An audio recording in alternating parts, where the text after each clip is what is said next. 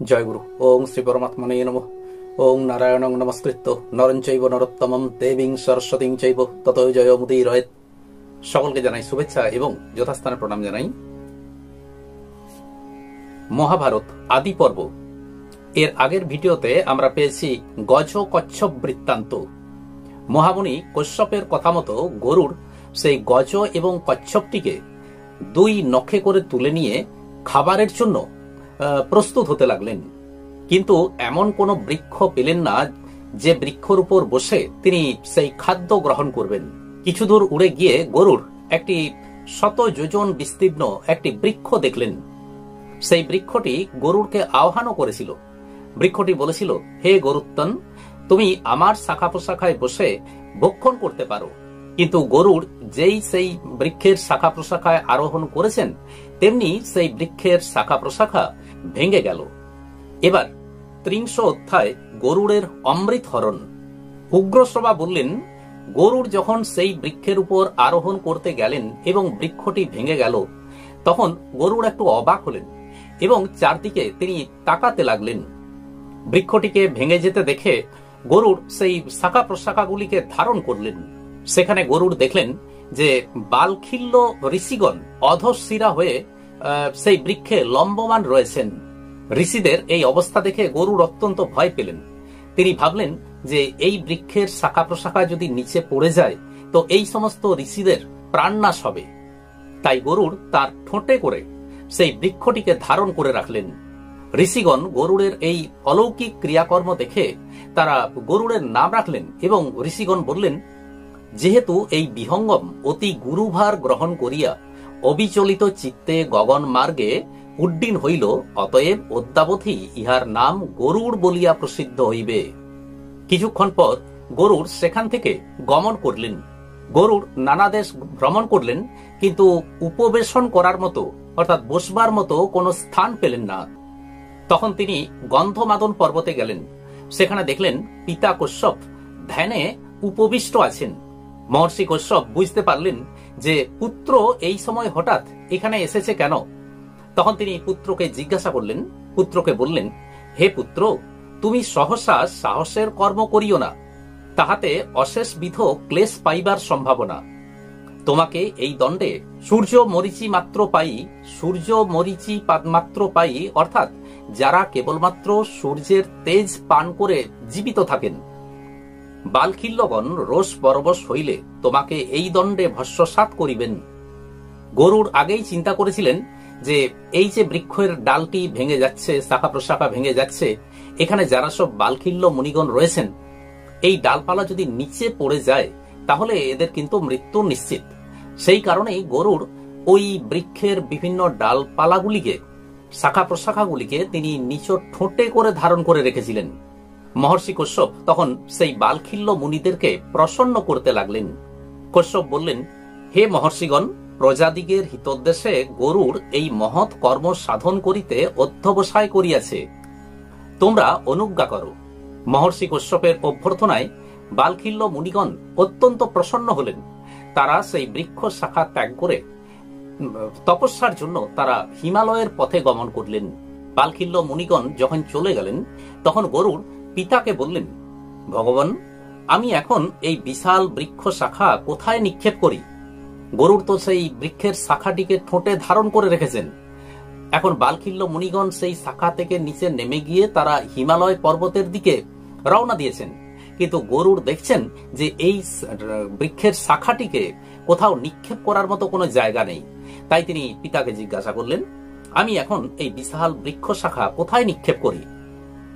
আমাকে কোনো নির্মানুষ দেশ নির্দেশ করিয়া দেন, অর্থাৎ এমন একটা জায়গা বলুন যেখানে কোনো মানুষ নেই, যেখানে আমি এই বৃক্ষের শাখাটি মাটিতে নিক্ষেপ করতে পারি। তখন মহর্ষি কশ্যপ মানুষ শূন্য তুষার পরিবৃত একটি পর্বত দেখিয়ে দিলেন। পিতার আদেশক্রমে গরুড় তখন সেই বৃক্ষ শাখাটিকে ঠোঁটে করে ধারণ করে সেই পর্বতের দিকে রওনা হলেন। 100 সহস্র যোজন দূরে সেই পর্বতটি অবস্থিত। গরুড় সেখানে উড়ে গেলেন। সেখানে গিয়ে তিনি সেই বৃক্ষ শাখা নিক্ষেপ করলেন। গরুড় যখন সেখানে পৌঁছলেন তখন গরুড়ের ডানার বাতাসে সেই পর্বত আন্দোলিত হল নিকটস্থ যে সমস্ত বৃক্ষগুলো রয়েছে তারা পুষ্প বৃষ্টি করতে লাগলো। এবার গরুর সেই বৃক্ষ শাখাটিকে সেখানে নিক্ষেপ করলেন আর সেই গিরিশৃঙ্গের উপর উপবিষ্ট হয়ে গরুর গজ ও কচ্ছপ ভক্ষণ করলেন। এবার গরুর সেখান থেকে মহাবেগে উড্ডীন হলেন। এবার দেবতাদের উপর ভয়ঙ্কর উৎপাত আরম্ভ হল। ইন্দ্রের বজ্র ভয়ে প্রজ্বলিত হয়ে উঠল। আকাশে ধোঁয়া ও অগ্নিশিখার সাথে উল্কাপাত হতে লাগলো। বাতাস প্রবল বেগে বইতে লাগলো। দেবতাগণ অত্যন্ত ভীত হয়ে পড়লেন। সারা আকাশ ধূলিঝালে পরিপূর্ণ হয়ে উঠল। সেই ধুলো লেগে গিয়ে দেবতাদের মুকুটগুলো প্রভাহীন হয়ে পড়ল। এই সমস্ত কিছু দেখে দেবরাজ ইন্দ্র অত্যন্ত ভীত হয়ে পড়লেন। তিনি দেবগুরু বৃহস্পতিকে জিজ্ঞাসা করলেন, ভগবান, যুদ্ধে আমাদিগকে আক্রমণ করে এরূপ শত্রু তো লক্ষ্য হয় না, তবে কোথা হইতে এতাদৃশ ঘোরতর উৎপাত সহসা উপস্থিত হইল?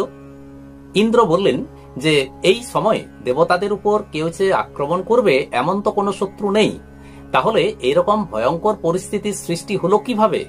দেবগুরু বৃহস্পতি বললেন, হে দেবেন্দ্র, তোমারই অপরাধ ও প্রমাদ বশত মহাত্মা বালখিল্যগণের তপবলে বিনতা গর্ভে মহর্ষি কশ্যপের পক্ষীরূপী এক পুত্র জন্মিয়াছে।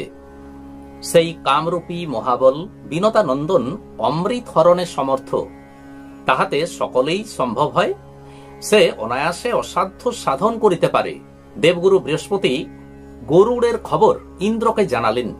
দেবগুরুর মুখে এই বাক্য শ্রবণ করে ইন্দ্র অমৃত রক্ষকদেরকে আদেশ দিলেন এবং বললেন, মহাবীর্য মহাবল এক পক্ষী অমৃত হরণে উদ্যত হইয়াছে। আমি তোমাদিগকে সতর্ক করিয়া দিতেছি, দেখিও যেন সে বলপূর্বক অমৃত হরণ করিতে না পারে। বৃহস্পতি কহিয়াছেন, সে অতুল বলশালী। দেবরাজ ইন্দ্রের মুখে একথা শ্রবণ করে অপরাপর দেবতাগণ অত্যন্ত ভীত হয়ে পড়লেন। তারা অমৃত বেষ্টন করে দাঁড়িয়ে রইলেন। স্বয়ং দেবরাজ ইন্দ্র বজ্র হাতে সেখানে দাঁড়িয়ে রইলেন। দেবতাগণ নিজ নিজ অস্ত্র ধারণ করে অমৃত বেষ্টন করে আছেন। এবার ৩১ অধ্যায় গরুড়ের জন্ম রহস্য। তখন সৌনক বললেন, হে সুতনন্দন, ইন্দ্রের কি অপরাধ ও তাহার অনবধানতাই বা কিরূপ? বালখিল্য ঋষিগণের তপপ্রভাবে গরুড়ের সম্ভব ও মহর্ষি কশ্যপের পক্ষীরূপী পুত্র, ইহারই বা কারণ কি? ওই পক্ষীরাজ কিরূপে সর্বভূতের অবদ্ধ, অনভিভবনীয়, কাম বীর্য ও কামচারী হইলেন? আমার এই সকল বিষয় শ্রবণ করিতে নিতান্ত কৌতূহল জন্মিয়াছে। যদি পুরাণে বর্ণিত থাকে কীর্তন করো। উগ্রসভা বললেন, মহাশয়, আপনি যে সমস্ত প্রশ্ন আমাকে জিজ্ঞাসা করলেন সব কিছুই পুরাণে বর্ণিত আছে। তিনি বললেন যে আমি সংক্ষেপে কীর্তন করছি, আপনি শ্রবণ করুন। উগ্রসভা বললেন, কোনো এক সময় প্রজাপতি কশ্যপ পুত্র লাভের জন্য যজ্ঞ আরম্ভ করেছিলেন। তিনি যখন যজ্ঞানুষ্ঠান করছেন তখন ঋষিগণ, দেবগণ, গন্ধর্বগণ তাকে সাহায্য করবার জন্য সেখানে সমবেত হয়েছিলেন। মহর্ষি কশ্যপ তখন দেবরাজ ইন্দ্রকে, বালখিল্য মুনিগণকে ও অপরাপর দেবতাগণকে যজ্ঞের কাষ্ঠভার আহরণ করার জন্য নিয়োগ করেছিলেন। ইন্দ্র প্রচুর কাষ্ঠ আহরণ করেছিলেন। যখন সেই কাষ্ঠ নিয়ে তিনি আসছেন তখন দেখলেন এই বালখিল্য ঋষিগণ অনেক কষ্টে একটি মাত্র পত্র আহরণ করেছেন এবং সেই পত্রটিকে নিয়ে তারা আসছেন। এই বালখিল্য ঋষিগণ অতি খর্বাকার, দুর্বল ও নিরাহার, কারণ তারা অন্য কিছু খাদ্য গ্রহণ করেন না, কেবলমাত্র সূর্য কিরণ পান করেই তারা জীবিত থাকেন। এই বালখিল্য ঋষিগণ যখন একটি পত্র আহরণ করে আসছেন, সেটিকে নিয়ে আসছেন, তখন একটি গোষ্পদে, গোষ্পদটি জলপূর্ণ ছিল, সেই গোষ্পদে পড়ে গিয়ে তারা অত্যন্ত কষ্ট পাচ্ছেন। দেবরাজ ইন্দ্র এই দৃশ্য দেখে, তাদের এই কষ্ট দেখে তিনি হেসেছিলেন, তাদেরকে অবমাননা করেছিলেন এবং তাদেরকে ডিঙ্গিয়ে তিনি সেখান থেকে প্রস্থান করলেন। ইন্দ্রের এই অপমানে তারা অত্যন্ত অপমানিত হলেন এবং ইন্দ্রকে উপযুক্ত শাস্তি দেবার জন্য তারা এক মহাযজ্ঞ আরম্ভ করলেন। এই বালখিল্য ঋষিগণ যখন যজ্ঞে আহুতি দান করছেন, তখন আহুতি দানের সময় তারা মনে মনে এই কামনা করছেন, এই প্রার্থনা করছেন যে ইন্দ্র, দেবরাজ ইন্দ্র তো আমাদেরকে অপমান করলেন, আমাদেরকে অবমাননা করলেন। তো এখন এই যজ্ঞের ফলে, এই যজ্ঞের কারণে যাতে করে একজন দারুণ ইন্দ্র তিনি যেন উৎপন্ন হন। সেই ইন্দ্র হবেন সর্বদেবের অধিপতি। বালখিল্য মুনিগণ এই অভিপ্রায় যে যজ্ঞ করছেন, ইন্দ্র এটি জানতে পেরেছেন। তখন তিনি মহামুনি কশ্যপের কাছে গেলেন। কশ্যপ ইন্দ্রের কাছে এই সমস্ত ঘটনা অবগত হলেন। বালখিল্য ঋষিগণ কশ্যপকে দেখে তারা জিজ্ঞাসা করলেন যে, মুনিমশাই, আপনার আগমনের হেতু কি? কশ্যপ বললেন, হ্যাঁ, আমি বলতে পারি, কিন্তু যদি আমাকে এই কথা বলেন যে আমার এখানে আগমনের অভীষ্ট সিদ্ধি হবে, তাহলে আমি তা বলতে পারি। সত্যবাদী বালখিল্য ঋষিগণ বললেন, হ্যাঁ, আপনার অভীষ্ট সিদ্ধি হবে। তখন প্রজাপতি কশ্যপ অত্যন্ত মধুর বাক্যে তাদেরকে অভ্যর্থনা করে মহামুনি কশ্যপ বললেন, দেখো, ব্রহ্মার নিয়োগক্রমে ইনি ত্রিভুবনের ইন্দ্র হইয়াছেন। তোমরা আবার ইন্দ্রান্তর প্রার্থনা করিতেছ, অর্থাৎ ইনি তো দেবতাদিগের মধ্যে রাজা, তিনি তো ইন্দ্র, তো তোমরা তো আরো অন্য ইন্দ্রকে চাইছ। কিন্তু তোমাদিগের সংকল্প মিথ্যা হয়, ইহাও আমার অভিপ্রেত নহে। তোমরা যে কারণে যজ্ঞ করছ, তোমাদের যেটা উদ্দেশ্য, এটা যে মিথ্যা হোক, এমনটাও আমি চাই না। অতএব তোমরা যে ইন্দ্রের নিমিত্ত কামনা করিতেছ, তিনি পতগেন্দ্র হউন। মহর্ষি কশ্যপ বললেন, হে ঋষিগণ, দেবরাজ প্রার্থনা করিতেছেন, তোমরা তাহার প্রতি প্রসন্ন হও। কশ্যপের কথা শুনে বালখিল্য ঋষিগণ সন্তুষ্ট হলেন এবং তারা কশ্যপকে বললেন, হে প্রজাপতে, আমরা ইন্দ্রার্থে এবং তোমার পুত্রার্থে এই মহাযজ্ঞের অনুষ্ঠান করিতেছি। বালখিল্য মুনিগণ সমস্তই স্বীকার করলেন, বললেন যে আমরা চাইছি আরেকজন ইন্দ্র যাতে করে হন, অর্থাৎ আরেকজন ইন্দ্রের যাতে জন্ম হয় এবং আপনিও যাতে করে পুত্র লাভ করেন, এটাই আমাদের এই যজ্ঞের প্রধান উদ্দেশ্য। এক্ষণে এই কর্মের ভার তোমার প্রতি অর্পিত হইল। তুমি ইহা প্রতিগ্রহ করিয়া যাহা শ্রেয়স্কর হয় তাহাই করো। এই সময় বিনতা তপনুষ্ঠান সম্পন্ন করে ঋতুমতী হয়ে তিনি কশ্যপের কাছে এলেন। মহর্ষি কশ্যপ বিনতাকে বললেন, দেবী, অদ্য তোমার মনোরথ পূর্ণ হইবে।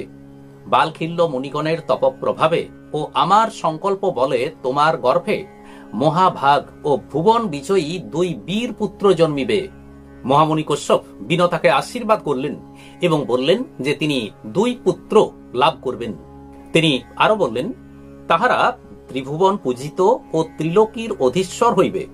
তুমি প্রমাদ শূন্য হইয়া এই সুমহোদয় গর্ভ ধারণ করো।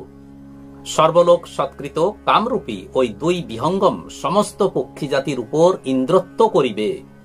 এবার কশ্যপ ইন্দ্রকে বললেন, সেই দুই মহাবীর্য বিহঙ্গম তোমার ভ্রাতা ও সহায় হইবে এবং তাহারা তোমার কখনো কোনো অপচয় করিবে না। তোমার সকল সন্তাপ দূর হোক, তুমি ইন্দ্র থাকিবে।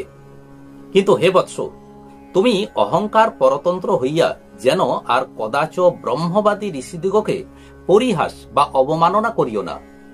মহর্ষি কশ্যপ ইন্দ্রকে এ ব্যাপারে নিষেধ করে দিলেন যে এই সমস্ত মুনি ঋষিদেরকে ইন্দ্র যে আগেই বালখিল্য মুনিদেরকে অপমান করেছিলেন, অবমাননা করেছিলেন, ইন্দ্র যেন পরবর্তীকালে এমন কর্ম না করেন, এ ব্যাপারে তাকে সাবধান করে দিলেন।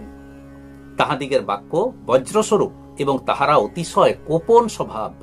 মহর্ষি কশ্যপের কাছে ইন্দ্র যখন এই সমস্ত বাক্য শ্রবণ করলেন, তিনি যথেষ্ট আশ্বস্ত হলেন এবং তিনি ইন্দ্রালয়ে গমন করলেন। বিনতাও আশীর্বাদ লাভ করে অত্যন্ত সন্তুষ্ট হলেন। পরবর্তীকালে যথা সময়ে বিনতা অরুণ ও গরুড় নামে দুই পুত্রের জন্ম দেন।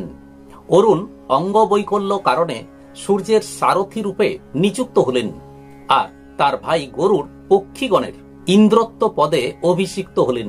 উগ্রসভা বললেন, হে ভৃগুনন্দন, এখন আমি সেই গরুড়ের বিচিত্র চরিত্র কীর্তন করছি, আপনি শ্রবণ করুন। এবার দাত্রিংশ অধ্যায় গরুড় সহ দেবগণের যুদ্ধ। উগ্রসভা বললেন, দেবতারা সকলে সমবেত হয়ে অত্যন্ত সাবধানতার সাথে অমৃত পরিবেষ্টন করে আছেন, অমৃত রক্ষা করছেন। ঠিক এমন সময় গরুড় সেখানে গিয়ে উপস্থিত হলেন। দেবতাগণ মহাবল গরুড়কে দেখে অত্যন্ত ভীত হয়ে পড়লেন এবং তারা নিজেরা নিজেদের বিরুদ্ধে অস্ত্র ধারণ করলেন। আশ্চর্যের বিষয়, সমস্ত দেবতাদের সাথে মহাবল পরাক্রান্ত বিশ্বকর্মাও অমৃত রক্ষণের জন্য নিযুক্ত ছিলেন। বিশ্বকর্মা গরুড়ের সাথে যুদ্ধ আরম্ভ করলেন, কিন্তু কিছুক্ষণ যুদ্ধ করা মাত্রই গরুড়ের নখের আঘাতে, ঠোঁটের আঘাতে তিনি অজ্ঞান হয়ে পড়লেন। কিছুক্ষণ যুদ্ধ করার পর গরুড় আকাশে উড়ে গেলেন এবং সেখানে পক্ষ চালনার মাধ্যমে চারদিক ধুলি জালে পরিপূর্ণ করে তুললেন। চারদিক ধুলোতে ঢেকে গেল, চারদিক ধুলোয় ভরে উঠল। দেবতারা আর কিছু দেখতে পাচ্ছেন না। যারা অমৃত রক্ষণাবেক্ষণ করছিলেন তারাও যেন চোখে আর কিছুই দেখতে পাচ্ছেন না। গরুড়ের পক্ষের আঘাতে, নখের আঁচড়ে দেবতাগণ সকলেই অজ্ঞান হয়ে গেলেন। তখন দেবরাজ ইন্দ্র পবন দেবকে আদেশ করলেন, দেখো পবন, তুমি এই রজবর্ষণ নিরাকরণ করো, ইহা তোমারই কর্ম। বায়ু তখন প্রচন্ড বেগে বইতে লাগলেন এবং সেই ধুলি জাল দূর করে দিলেন। অন্ধকার দূর হল। দেবতাগণ এবার গরুড়কে প্রহার করতে লাগলেন। দেবতাগণ যখন গরুড়কে হত্যা করার জন্য উদ্যত হলেন, তখন গরুড় মহা ভয়ঙ্কর গর্জন করতে করতে আকাশে উড়ে গেলেন। গরুড়কে আকাশে উড়তে দেখে দেবতাগণ তাদের হাতে যে অস্ত্র ছিল সেই অস্ত্রই গরুড়ের দিকে নিক্ষেপ করতে লাগলেন। দেবতাদের অস্ত্রের আঘাতে গরুড় কিছুটা আঘাতপ্রাপ্ত হয়েছিলেন ঠিক কথাই, কিন্তু তিনি যুদ্ধ করতে থামলেন না। পক্ষদ্বয়ের আঘাতে তিনি দেবতাগণকে ইতস্তত করতে লাগলেন। অর্থাৎ দেবতারা যে এক দল বেঁধে যুদ্ধ করছিলেন তাদেরকে তিনি ছিন্ন ভিন্ন করে দিতে লাগলেন। গরুড়ের নখের আঁচড়ে, ডানার আঘাতে দেবতাগণের শরীর থেকে রক্ত নির্গত হতে লাগল। দেবতাগণ হেরে গেলেন, তারা পালিয়ে গেলেন। দেবতাগণ পালিয়ে গেলেও এবার যক্ষেরা এসে উপস্থিত হল। অশ্বক্রন্দ, রেণুক, তপন এই সমস্ত যক্ষগণের সাথে গরুড়ের মহাযুদ্ধ শুরু হলো। গরুড় এবার রোষ পরবশ হয়ে যুদ্ধ করতে লাগলেন। নখের আঁচড়ে, ডানার আঘাতে এই সমস্ত যক্ষগণ পরাভূত হলেন। যুদ্ধে যক্ষগণ নিহত হলেন। এবার যেখানে অমৃত রাখা আছে গরুড় সেখানে গেলেন। দেখলেন অমৃতের চারপাশে অগ্নি প্রজ্বলিত আছে, অর্থাৎ চারপাশে আগুন জ্বালানো আছে। সেই আগুনের শিখা অতি ভয়ঙ্কর। সেই আগুনের শিখা সমগ্র আকাশমণ্ডল পরিব্যাপ্ত করে রেখেছে। গরুড় তখন শতাধিক অষ্টসহস্র মুখ নির্গত করলেন। সেই মুখে করে তিনি নদীর জল পান করে সেই অগ্নি শিখার উপর ঢালতে লাগলেন। আগুন যখন নিভে গেল তখন গরুড় সেখানে প্রবেশ করবার জন্য অন্য এক শরীর ধারণ করলেন। আজ এই পর্যন্তই। আসুন এবার শ্রী ভগবানের মহামন্ত্র জপ করি। হরে কৃষ্ণ কৃষ্ণ কৃষ্ণ হরে হরে, হরে রাম রাম রাম হরে হরে। নমস্কার।